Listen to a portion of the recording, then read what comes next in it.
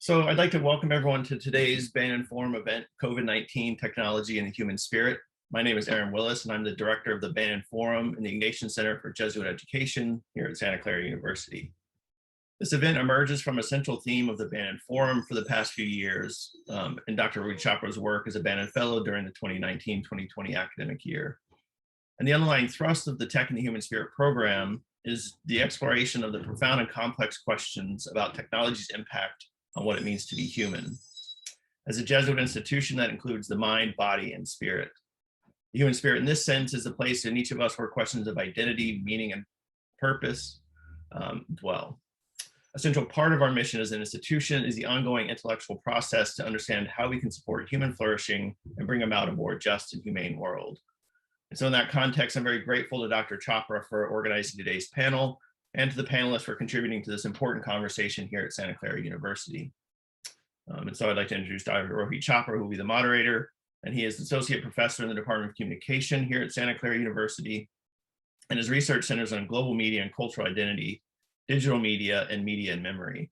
He's the author of more than an editor of 4 books, and most recently, and very recently just came out, The Gita in a Global World, Ethical Action in an Age of Flux. So I look forward to today's conversation, and one that I will know will continue beyond today's event. So thank you all. All right, thanks very much, Dr. Willis. I'm delighted to be here. I'm very grateful to the Ignatian Center, the Bannon Forum, and Dr. Willis for their support and help in this organizing this event. And I'm enormously grateful to all our panelists for making the time and agreeing to be part of this panel. This was meant to be scheduled last year, an event, but got postponed because of the pandemic. And then it was a no-brainer to do something on the role of technology with regard to the COVID-19 pandemic in all its complexity, encompassing, medical breakthroughs, questions of political economy, rights, and different responses in different parts of the world. So I'll keep my introduction short. What I'd like to do is just start with our panel itself and give them as much time. And I thank all of you for making the time and attending, audience members in the thick of the quarter.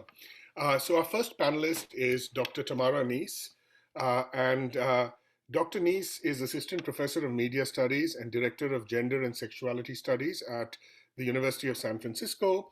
She teaches and writes about the intersection of digital media and material culture. Her first book on digital care practices is under advanced contract with Yale University Press. And Dr. Neese's talk is titled Technologies of Care in Crisis. So with that, I'll turn the floor over to Dr. Neese. Dr. Neese, please.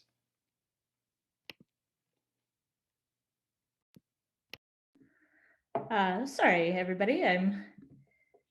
There we go. Can everyone see my slides now? Excellent.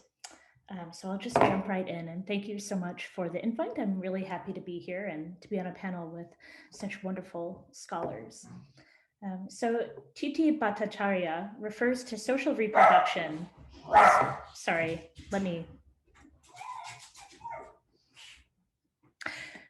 refers to social reproduction as life-making activities, but she has since extended that definition to the necropolitics of the COVID-19 crisis. Capitalism privatizes life, but it also socializes death. Essential workers who perform the work of social reproduction, from nannies and meat processing plant workers to Instacart shoppers and Amazon delivery drivers, take on the risk of death. To some extent, essential is racial capitalist code for disposable. The pandemic spotlights not only the long-term inequalities like this, but also tensions within death care. On the one hand, digital death care emphasizes individual responsibility, asking people to prepare for their own deaths by employing data management tools. New models of algorithmic surveillance and attention encourage people to remain productive in the face of death as a macabre extension of what Tressie McMillan Cottom dubs the hustle economy. On the other hand, digital death practices like crowd-funded funerals are fundamentally related to collective care and mutual aid, as evidenced by the role of crowdfunding platforms and social justice movements. In this short talk, I will discuss how the pandemic is shaping technologies of care, particularly as they relate to death. The pandemic lays bare the inequalities that leave some oppressed groups more likely to die than others, while also intertwining sacred embodied rituals around care with commercial platforms. In general, my research examines the ways that people and platforms work together to manage the dead. Building on work by Susan Lee Starr, Shannon Mattern, and other feminist scholars of infrastructure, death, I argue, is a point of breakdown that exposes the entanglements behind digital content. The production and upkeep of digital remains relies on human and non-human actors, from specific platforms' terms of service, hardware, and servers, to lurkers, commenters, mutuals, and surviving loved ones. Through the process I call platform temporality, Silicon Valley innovation, solo production, and entrepreneurialism encounter long-term posterity or even transcendence through the networked labor required to maintain digital remains over time.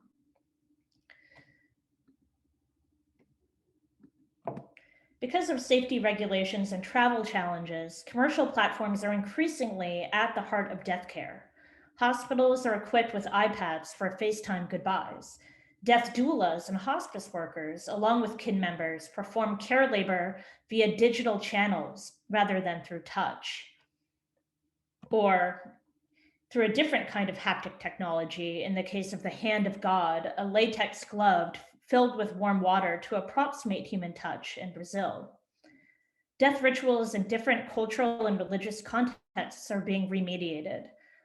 According to Jordana Rosenfeld, writing for Jewish Currents, the Jewish ritual of preparing the bodies of the dead is being reconfigured by Zoom. How do you ritually wash the dead from afar, next to your cat who is using the litter box?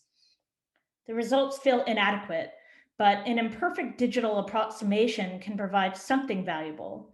At a time when people are in physical isolation, online forms of mourning and memorialization allow for some feeling of collectivity and connection. Rather than enhancing mortuary rituals as they did before, digital platforms are often the only mechanism for marking death. What does it mean that people's most intimate moments are subjected to data capture and surveillance? Another instance where platforms participate in mortuary care is in the digital estate planning companies, which promise to organize people's digital assets, like social media and email accounts, and pass them on to the next generation.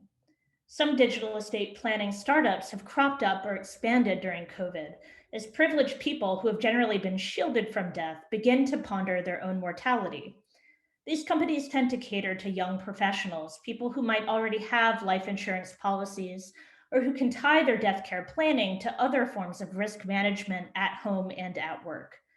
COVID-19 has intensified the role of death and entrepreneurialism. The New York Times refers to the pandemic as a, quote, boon time for death planning. Death care management is an extension of self-care, a mark of personal responsibility and good citizenship. Many new death startups are partnering with insurance companies and employers with the notion that workers will be happier and more productive if they plan for their own mortality. Some companies explicitly dedicate themselves to providing end-of-life and mortuary care to Black and Indigenous communities, which have been traditionally ignored by digital death startups, performing digital cleanup work for grieving families at the same time they care for the corpse. Another way in which platforms are connecting to COVID death care entails the use of GoFundMe campaigns to bury the dead. Before the pandemic, people used GoFundMes to raise money for chemotherapy treatments and surgeries, as well as burials. Crowdfunding platforms, along with Cash App, Venmo, and PayPal, are instrumental to pandemic-related mutual aid efforts in the US, which include paying for medical debt, coffins, and care for bereft families. There are many GoFundMe campaigns, so much so that the number of campaigns during COVID, because of all of the sickness and death, can feel overwhelming. When the scale of death is so immense, there's a sense that numbers render representation impossible. In New York City, the Metropolitan Transit Authority created a video tribute to memorialize dead essential MTA workers, conductors, train and bus operators, cleaners, and subway stations. Death can become part of the mundane ritual of commuting, making it a routine aspect of daily life. Like other essential workers, platform workers in the US, many of whom are immigrants and people of color, are at risk during the pandemic. They are not paid for downtime and they don't have healthcare coverage. The Bureau of Labor Statistics reports that gig workers now account for nearly 1 in 8 worker deaths. In California, Prop 22 also foreclosed workplace protections for gig workers. When they die at work, employers do not cover their burial expenses or support their families. Instead, GoFundMe becomes a de facto form of life insurance. This has increased during the pandemic, but it was common even before. Tech Workers Coalition, which is an international coalition advocating for building worker power from within the tech industry, circulated this image in their February 2019 newsletter, published shortly after Wahid Etemed's fatal collision with a drunk driver. In the text accompanying a photograph of Etemed and his 6 children, TWC emphasized his precarity as both an immigrant and a gig worker. They said, Uber will pay no workers' comp death benefits for his family. There will be no life insurance payout. In life, Wahid was a unit of profit for Uber. In death, he is nothing to them, end quote. Although Etemed drove full-time for Uber, the company did not consider him a real employee, so his family was left unprotected and without legal recourse. Defined as an independent contractor, he took on the risks associated with driving for Uber at his own peril. Apps like Uber and Caviar encourage gig workers to risk their lives in the hope of earning more money. Management, through mysterious algorithms, determines when and where they work, downplaying the company's role in the same way that classifying workers as contractors alleviates a company's responsibility for providing benefits. In Etemed's case, in lieu of a life insurance payout, a combination of grassroots organizing and hashtag activism helped raise money for his family, while also demanding justice in the wake of his death. They used the hashtag Justice for Wahid in order to push back and organize against Uber. They also supported his family through a GoFundMe campaign. Despite the publicity, the fundraiser never reached its $400,000 goal. Depending on social status, media coverage, and the algorithmic gods of specific platforms on social media, a hashtag or crowdfunded funeral campaign for the dead can either flourish or fade. With GoFundMes becoming even more ubiquitous during the pandemic, these tensions and inequalities are clear. In my latest research, I'm interested in how death care as a right intersects with other labor organizing efforts and social movements connected to platform capitalism and local regulations, including the fallout from Prop 22. Through raising money and also awareness, crowdfunding can be tied to pushes for structural change. It is important to frame death care as a central part of the movements for social, economic, and racial justice during the COVID-19 crisis and beyond. Thank you. Thank you very much, Dr. Neese. That was compelling and fascinating and also alarming. This whole alternate life and death economy, no matter how much you think you know about it, there's sort of corners and aspects to it that are always new. So it was enormously eye-opening. Thanks very much. Our next speaker is Dr. Sarkar. Now move on to our final panelist. I think the concerns that Dr. Wong will be talking about actually follow organically from some of the points that Dr. Sarkar has raised. So our final panelist is Dr. Wendy H. Wong. Dr. Wong works at the University of Toronto, where she is Professor of Political Science, Canada Research Chair in Global Governance and Civil Society, and she is also Research Lead at the Schwartz Reisman Institute of Technology and Society. She's originally from California, which is nice. So in a sense, you're back home here, virtually.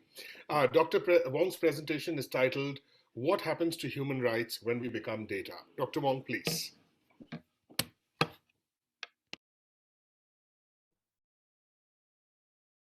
Right.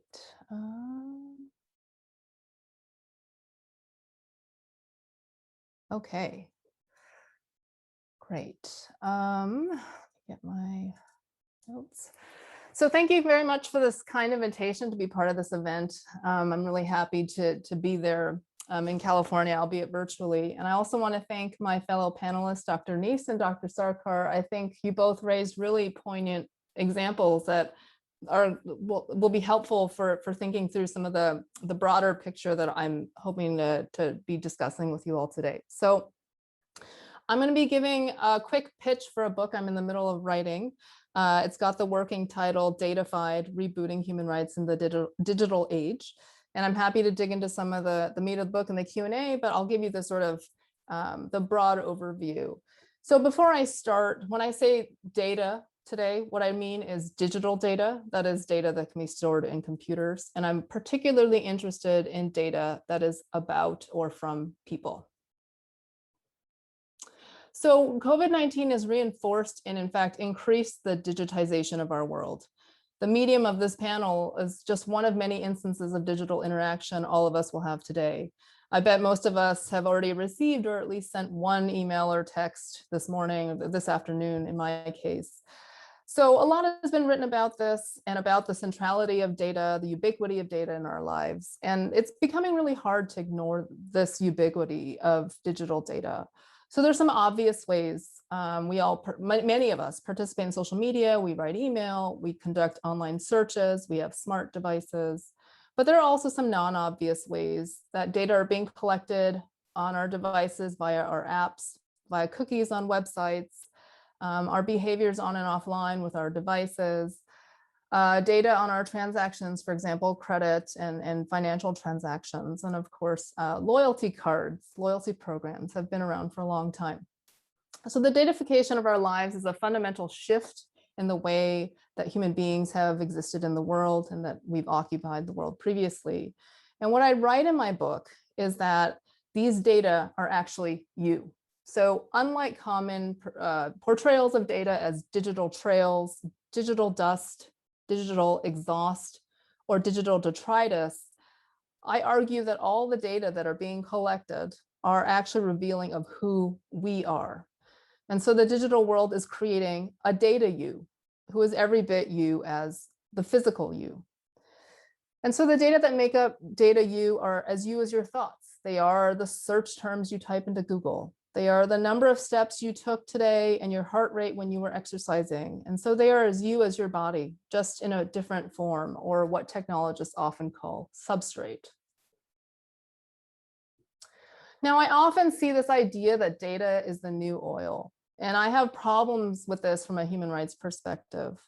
So on the one hand, I take the point that data and oil are both extractive industries that generate enormous amounts of wealth on the market, and that companies that are involved in the extraction of data and oil invest a lot to engage in these extractive activities. Sometimes they generate reasons for the extraction to continue. But I think that's really where the comparison ends, because we have to ask who the source of that value is. And so data is being generated by still living human beings. We are all still alive. And in fact, those data are coming as a result of our daily activities and behaviors. And these data have effects over how our lives will be lived in the future. So these data can affect whether we have access to important life things like credit, jobs, or romantic partners. Oil, on the other hand, is generated by long dead organisms like dinosaurs. And so oil does not have a real effect on dinosaurs.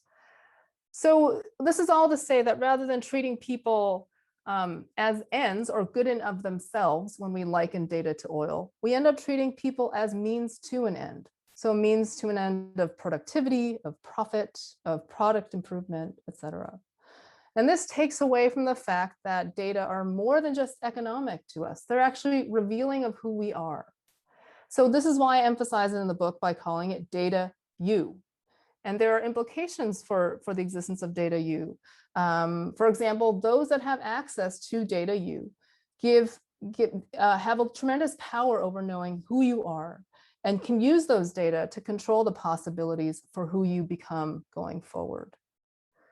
So the logic of data really runs counter to the idea of human rights, because human rights are about protecting autonomy.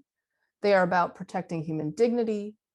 Human rights are the rights that one has for being human.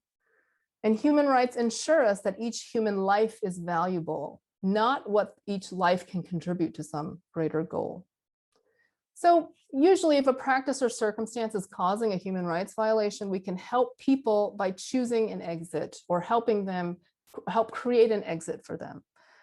And as we see more and more during this pandemic, there's not really a real exit to datafication, and therefore not a real exit to the creation of data U. And so if you can't opt out of the digital, you can't opt out of the data. And I would say that the scale of datafication is really coming close to documenting the sum total of who you are in the world. So, many activities and thoughts are datafied. We take notes on our devices. We have our appointments. We express our feelings, our fears, our moods, and increasingly our physical activities are being monitored as well. And in short, all of these activities that are being datafied are what make you human. They are what I argue make you you. And so data U is a manifestation of you in data, which increasingly shapes the options of what your physical you might have. Now, I think it's really tempting to say that we should just have rights over our data. We should, in fact, own our data. But what I want to argue is that data are actually pretty unique. And they're unique in the sense that data, even data about you, are co-created. So you are the source of the data, but someone else collects that data for their own reasons, and they therefore are making that data. So before Facebook invented the like button, there wasn't the same kind of way to measure response to user-generated content as the like button has created, and in sort of an instant way to tell whether something is popular or not. And before Google started collecting data on spelling errors in the search bar, it's not that people didn't misspell things, but data about those misspellings did not exist. So when we think about the question of to whom data belong, it's actually a pretty tricky question to answer, because although the data are about you, someone else has made those data. And so it makes it hard to think about who has rights to what. Now, just because it's difficult doesn't mean that we shouldn't find a solution. And I think that's because the implications are immense for you, both data you and physical you. So I'm not the only one saying this. This is actually what Apple CEO Tim Cook talked about recently with journalist Kara Swisher on her podcast. And what he says in this quote that I've pulled out is very poignant in the sense that Cook is talking about feeling trapped and feeling a loss of autonomy. This is related to violations of privacy, thinking about the suppression of freedom of expression, but also a lack of self-determination and self-expression as we feel the walls move in on us. So human rights are a globally legitimate set of institutions that we have created to protect human dignity and human autonomy. And they really are meant to speak to the feelings that Cook talks about here. They're meant to prevent the reality that Cook is talking about. So while we have a lot of rules for how physical use should be protected from these realities and these feelings via human rights, we don't have the same protections in human rights for data use. And yet, since the pandemic started and even before, data use is interacting with the world as much as, if not more than, the physical use. So unfortunately, some of the challenges raised by datafication for human rights are very new. They're so new that some of our existing vocabulary around human rights do not really apply well. And so in the book, I argue that we need to reboot human rights. Now, as we do that, we have to consider the fact that data are unique. And in the book, I say they're sticky. They're sticky in 4 ways. And the stickiness of data make them really difficult to govern in general, but specifically, it makes it difficult to talk about data in human rights terms. So data are sticky in 4 ways.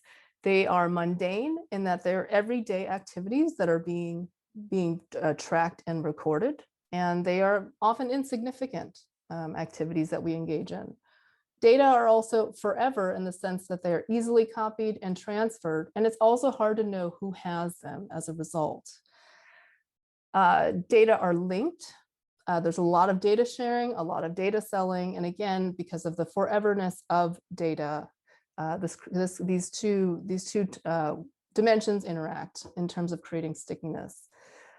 And finally, data are co-created. And like, as I said before, you're the source of data, but you're not making the data by yourself. You're making them in conjunction with other entities. And often that's companies, but also governments engage in these, in the creation of data. So as a result, we not only need to revisit the rights that we know, the rights that have come about through hard-fought actions, such as the right to privacy, right to consent, freedom of expression, and the right to property. We actually need to make new rights. We need to think of ways that human rights are being challenged by datafication and how to make human rights meet those challenges. So a couple of the rights that I talk about are the right to make mistakes, which is building off the idea of the right to be forgotten, and also to create a set of rights about data and to think about who owns what part of data. And this is really important because these rights that I've talked about have effects on other rights, like the right to education, the freedom of assembly, the right to choose your own marriage partner. I could go on, but the rights that I've raised today are really formative for other human rights that we enjoy. Now, the final thing I'll say is that while human rights have largely been focused on the activities of states and governing what states can and cannot do, we need to really actually take on seriously the fact that companies are creating situations that threaten autonomy, and therefore they are creating situations of human rights violations, and also are sometimes the best positioned to be enforcers of human rights. And so one example of this duality is Facebook's role in protecting and also ensuring the freedom of expression online. Facebook by far is the largest online social media platform. And so what it decides has real ramifications for how billions of people enjoy their freedom of expression online. So thank you for your time. All right, thank you very much, Dr. Wong. That was another fascinating and compelling talk. And I was struck not just by the question of to whom data belong, but also what do we mean by data? And this expanded my understanding of what data is. And then your call for radically rethinking the paradigm of human rights. I was just thinking, and perhaps this could be a question that you could address is, does the paradigm of human rights as it was founded assume a kind of embodied flesh and blood self? And what happens when we get these virtual sort of extended selves online? So I'd first like to thank all of our panelists for these wonderful presentations, which we will go back to, and I will be thinking about a lot. And I'd like to open the discussion up to the attendees as well. I've just sent a message out for the attendees and panelists, and if the panelists have questions for each other, that's great too. If you could just, send me your questions, I'll just raise them for the particular panelist as you send them across to me, or I might just club a few together. Let's go ahead and start right away. We have a question from Maggie. Dr. Wong, the GDPR and the CPRA have bills of rights. What do you think of these laws? Yeah, I think those are two really good examples of thinking about online privacy and thinking about data privacy more broadly. So the GDPR is in the EU, and the CCPA is, of course, the California Consumer Protection Act. And so I'm not a lawyer, and so I don't want to get into the nitty-gritty of how exactly these are different, although the CCPA treats so the CCPA and the GDPR have different scopes of application and think about, sort of the unit, the person, a little bit differently, among other things. But what I will say is that both of these laws, while starting down the road of thinking about the importance of data for people, are in effect still treating data as a byproduct of who people are, rather than actually constituting what people are and who people are. So I think it's sort of a step down the right direction, but I still think there's a there's a disconnect in the way that data are being treated as different from, as Dr. Chopra said, the flesh and blood person. So what I'm really trying to get people to think about is that it's actually the same thing, and we should really treat data as part of who you are, not something you make, if that makes sense.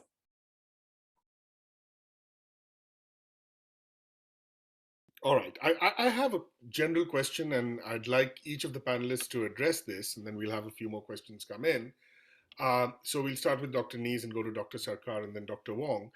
So, in terms of the focus of this panel, if there is one thing that you had to say has changed significantly in this experience of the last year and a half with the pandemic, what would that be? What's the most, urgent or significant thing that sort of strikes you that's shifted in our world?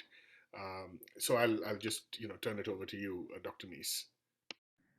Oh, yeah, thank you for that question.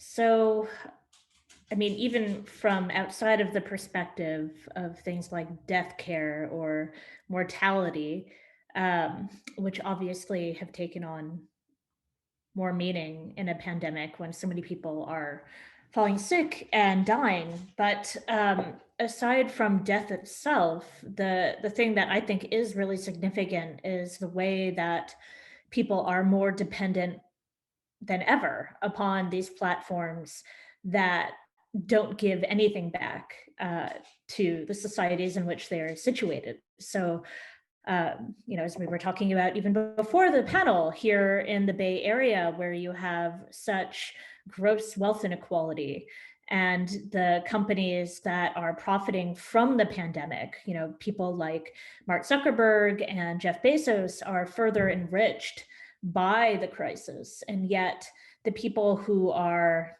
working for them, the people who are putting themselves and their bodies at risk of death, are not given any support, are not given any benefits, and are not treated with dignity.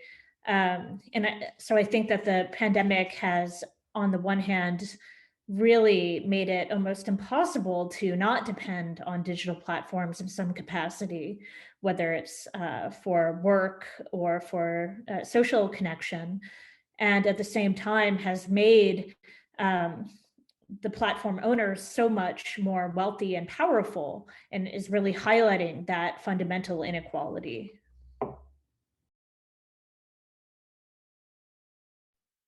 Yeah, I think that's a great question. I'm not, and my answer will probably have parallels to Dr. Nees's answers. I'm not sure like this is something that's changed, but I think something that's, increasingly like for me, in terms of my work with questions of labor and, smart cities and technology, I just think that inequalities that were already there are, more heightened. And I think, interestingly, the struggles and, movements in some ways are also like acquiring different and new and interesting forms.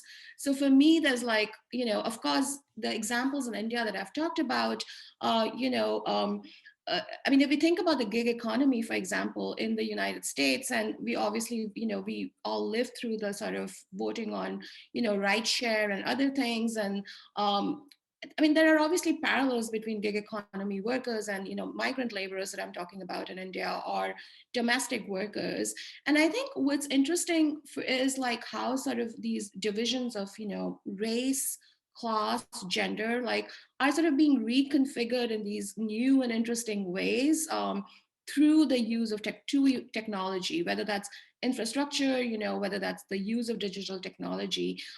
So yeah, I mean, and also I think what's interesting is this sort of escalation that I feel of the class divide, and I'm using that term, but, and to me, like there is something in the extreme anger that I think I'm witnessing or I'm seeing with, migrant workers in India, or, maids or domestic workers, and, similar parallels to gig economy workers here, that's like interesting in this moment. I mean, I'm not saying interesting in a sort of this loose way, but sort of the power of that anger and the social movements and rebellions that come from that or can come from that. So for me, that's the interesting part as well, the escalation of the class conflict. And, what does that mean, like heading into the future?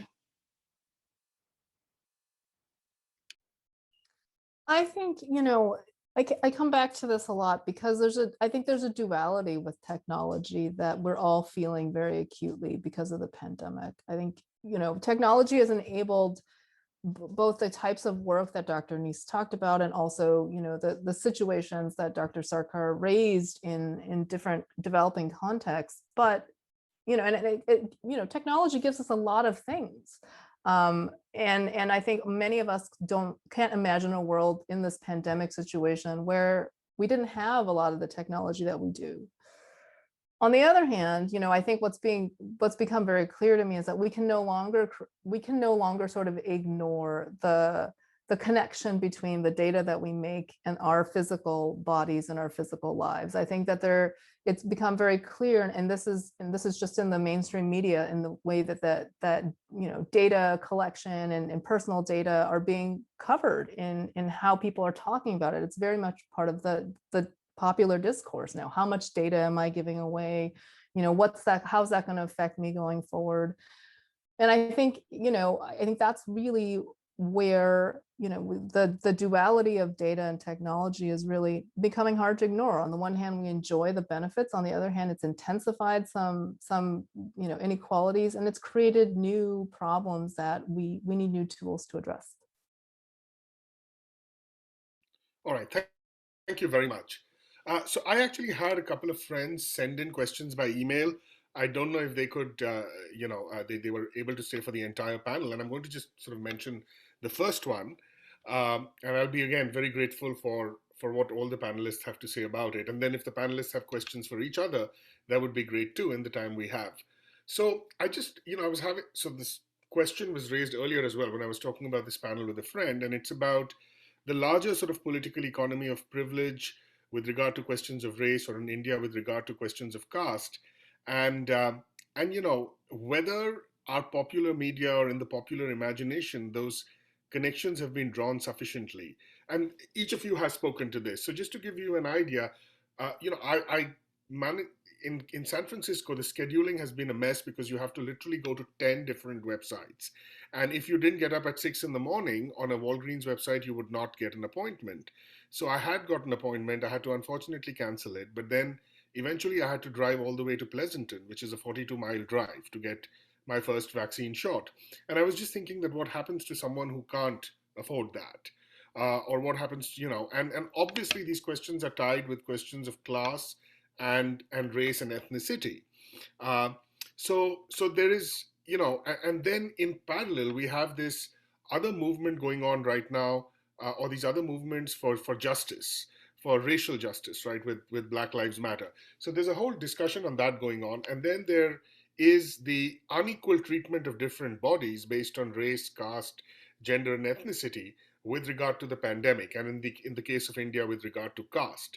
So I would just be interested in having each of you excavate those connections a little more between the sort of larger structures of inequality and what COVID has done to complicate those, exacerbate those, but also kind of bring out new forms of resistance.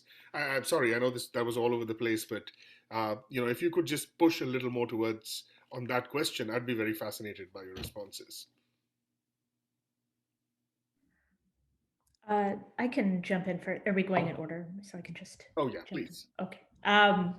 So yeah, thank you for that question. And I didn't really talk about the specifics too much in my presentation today, but the use of GoFundMe as part of anti-racist mutual aid efforts during the uprising last summer in the United States and around the world, or right now in case of anti-trans legislation that is happening in some of these states in the US, as well as anti-AAPI violence as well. And so there's a sense that on the one hand, again, these, clearly the pandemic is bringing a lot of these very long-standing inequalities to a head, and thinking about how in a place like the Bay Area too, the history of redlining and gentrification is still very much a part of the social world today, no matter how much wealth we, sort of acquire in the Bay Area, and no matter how good the technology is, the infrastructure in a lot of parts of the city is crumbling, and a lot of people don't have access to these, very easy to use, digital mechanisms for getting an appointment for a vaccine. And so I think it has been interesting to see how, despite the fact that, I hate GoFundMe, clearly, I'm not a fan of, a crowdfunding platform that is profiting and capitalizing on people's misery and pain. It's a terrible thing. And yet, social justice activists have been able to use these very commercial platforms in order to bolster mutual aid efforts, and not just through crowdfunding, but also through things like Venmo and Cash App and PayPal. But thinking about how social media has played a big role in that through things like hashtag activism, but also through providing actual material support to people, and has become an organizing lifeline when people cannot hold organizing meetings in person, and when a lot of people perhaps don't feel safe going out into the street to protest. There's still a way to materially contribute to things that are happening on the ground.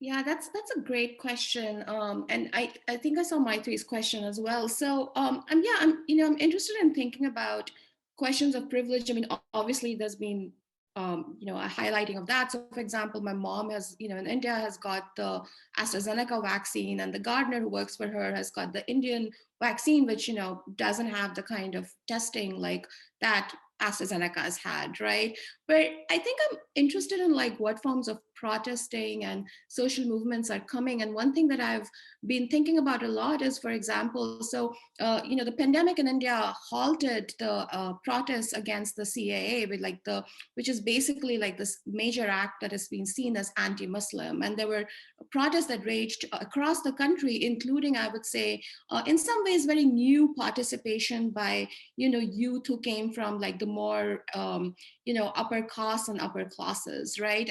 But the pandemic brought an end to that. And, what was alleged was that this was a convenient way for the nationalist government to stop the protests.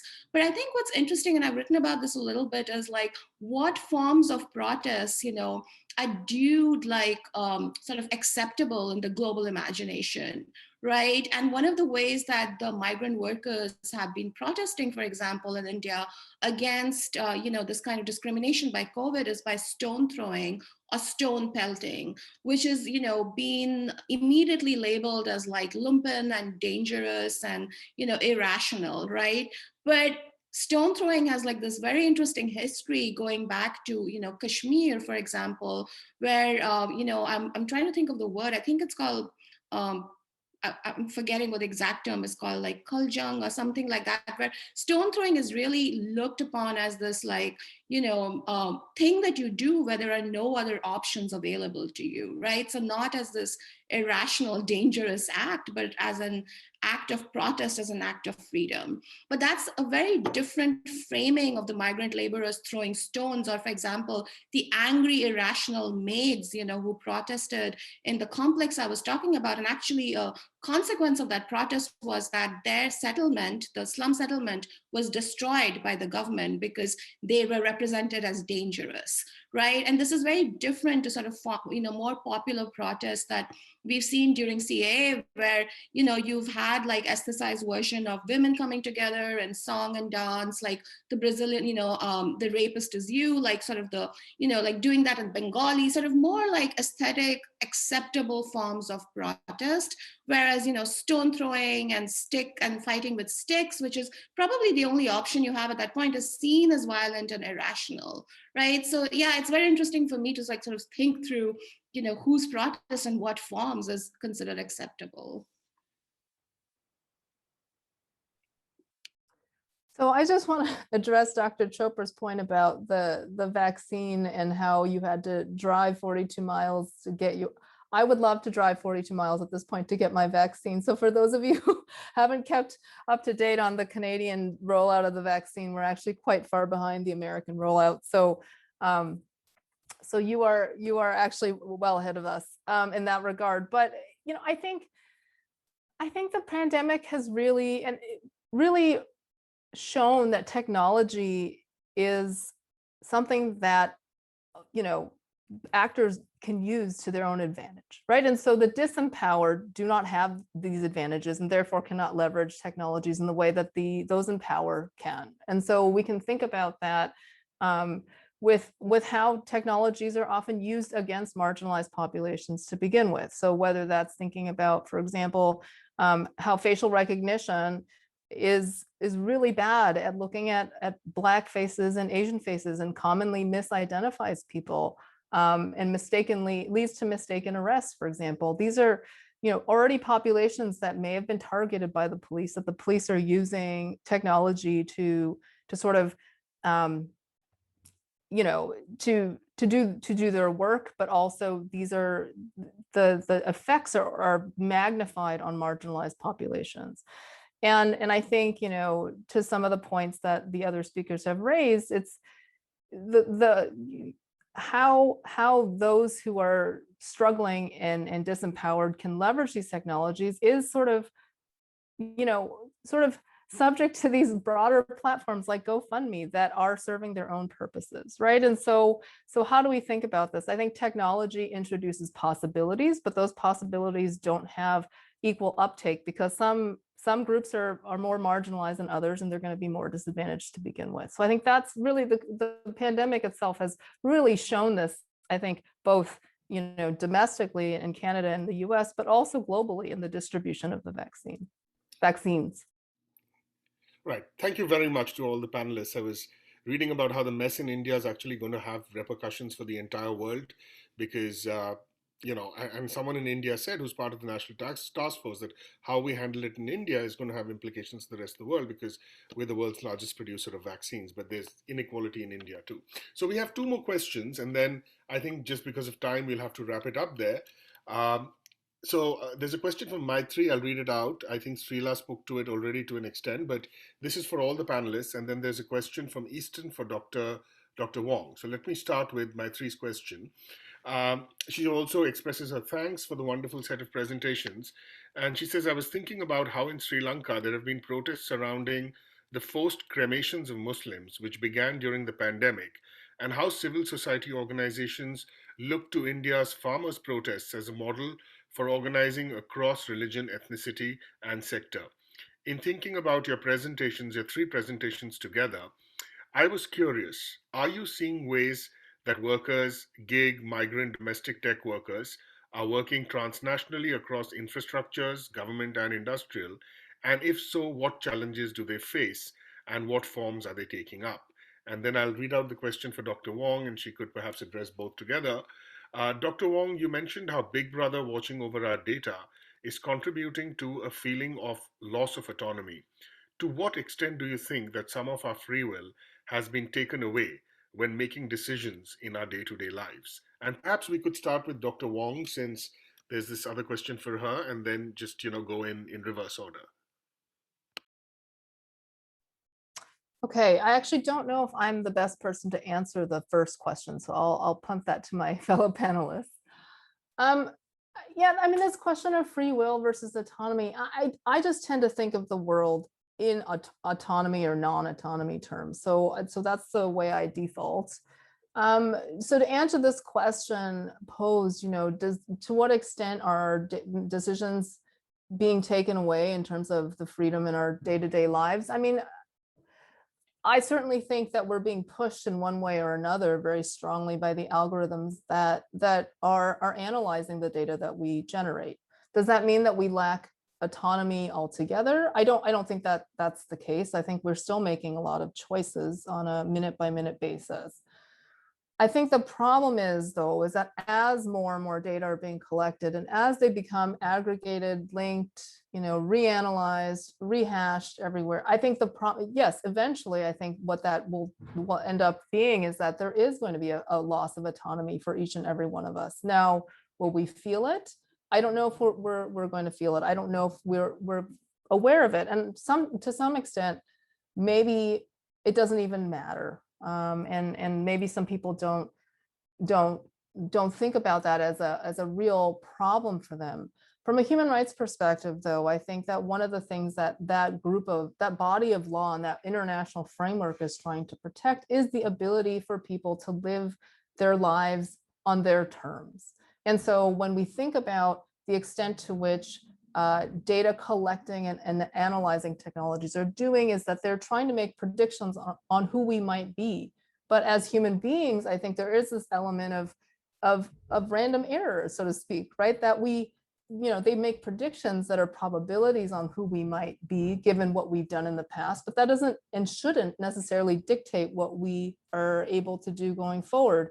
And so I think what I'm trying to speak to is that datafication is becoming so rampant and the scope is so broad that there is very little wiggle room, so to speak, and that our mistakes, which may have had consequences in the past, will have much louder ramifications going forward if datafication continues in the way that it has been.